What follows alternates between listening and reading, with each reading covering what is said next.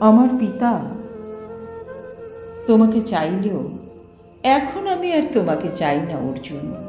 সমগ্র মহাভারতের এ প্রান্ত থেকে ও প্রান্তে ঘুরে আমি তোমাকে ভালোবাসতেই ভুলে গেছি। ভালোবেসেছি তোমার জ্যেষ্ঠ অথচ সুতপুত্র কর্ণকে। আমি চিত্রাঙ্গদা, মণিপুর রাজকন্যা। জন্মে নারী হলেও কর্মে আমি বীর। উত্তর থেকে দক্ষিণ, পূর্ব থেকে পশ্চিম, বাম থেকে ডান আমি বিস্তার করে রেখেছি আমার কঠিন বাহু স্নেহের স্রোত।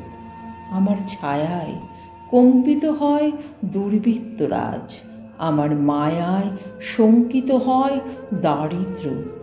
কর্ণকে ভালোবাসতে বাসতে ওর সংকট মুহূর্তে পৌঁছনোর বড় বাসনা আমার।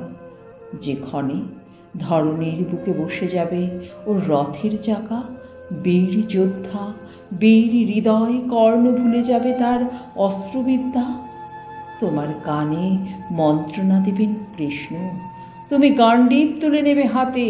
ঠিক সেই ক্ষণে আমি গিয়ে দাঁড়াবো কর্ণের সামনে। তোমার অঞ্জলি চূর্ণ বিচূর্ণ হবে আমার দৃষ্টিবাণী। তুমি বিস্মিত হবে, কৃষ্ণ তোমায় আবার প্রচেষ্টায় নিযুক্ত করবেন। আমি আবার কর্ণের প্রবল যন্ত্রণার সময়ে ভালোবাসার মন্ত্র উচ্চারণ করব। আমার শানিত অষ্টি, হে পুরুষোত্তম, আমি চিত্রাঙ্গদা, দুর্বল সঙ্গ না।